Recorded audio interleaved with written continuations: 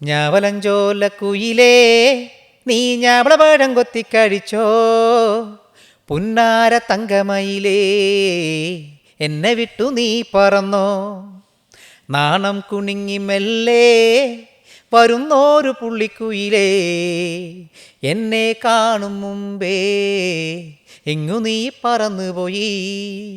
രണ്ടാമത്തെ സ്റ്റാൻസും ഭയങ്കര രസമാണ്. ആരാരും കാണാതെ നീ കയ്യത്ത കൊമ്പത്തൊരു പുന്നാര കൂടൊരുക്കി, കള്ള കണ്ണോണ്ട് എന്നെ നോക്കി കുയിൽനാദം പാടി എന്നെ നീ പാട്ടിലാക്കി, ചിങ്കാരി കുരുവി കരിമാടിക്കുട്ടനൊരു പുന്നാര പാട്ടു തരുമോ.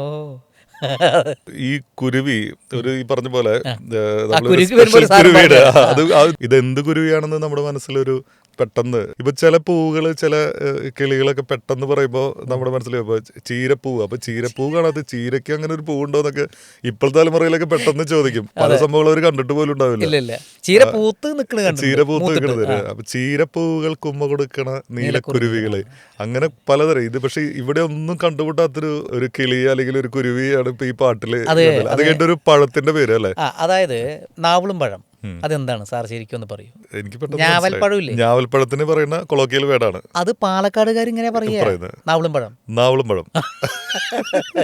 ഇതാണ് നമുക്ക് നിങ്ങൾക്കുള്ള വ്യത്യാസം, തൃശ്ശൂർ പാലക്കാടുള്ള പ്രശ്നം. ഇപ്പം ഞാൻ തേപ്പ് പണി ചെയ്യുന്ന കാലത്ത് പട്ടയംപാടം പറഞ്ഞ സ്ഥലത്ത് ഞാവലും ചോല എന്ന് പറഞ്ഞ സ്ഥലത്താണ് ഞാൻ പണിക്ക് പോണത്. ഞാവലും ചോല അവിടെ അവർ ഞാവലൻ ചോല എന്നാണ് ശരിക്കും എഴുതി വരേണ്ടത്. ഈ ഞാവൽപ്പഴമാണെങ്കിൽ എന്ത് വരണം? ഞാവലൻ ചോല എന്നാണ് പറയുന്നത്. അവിടെ ഉള്ളവരും വേണം നാവളും ചോല എന്നാണ്.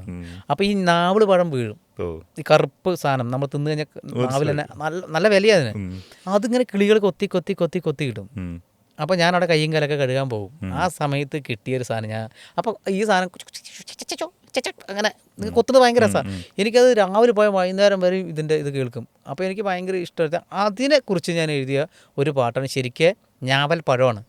അത് ഒരുപാട് പേര് അത് ട്രോൾ ചെയ്ത്. ഈ കിളിക്ക് ആ പേരിട്ടത് ജാവല് കൊത്തി തിന്നുണ്ടോണ്ട് അങ്ങനെ ഒരു പേരിട്ട് വെച്ച്, അങ്ങനെ ഒരു കിളിയില്ല. ഇല്ലില്ല, ശരിക്കും സംഭവമാണ് കിളി ഈ പഴം കൊത്തി.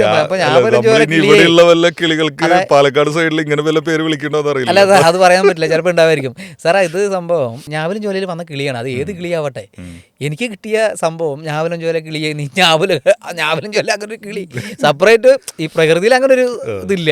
അപ്പോൾ എനിക്ക് കിട്ടിയ ഒരു സംഭവമാണ്. അത് എടുത്തിട്ട് പക്ഷെ 9 പാട്ട് എഴുതി 10ാമത്തെ പാട്ട് വേണ്ടാന്ന് വെച്ച പാട്ട് എടുത്ത് പാടിയതാ. അത് ഭയങ്കര സൂപ്പർ ഹിറ്റ്.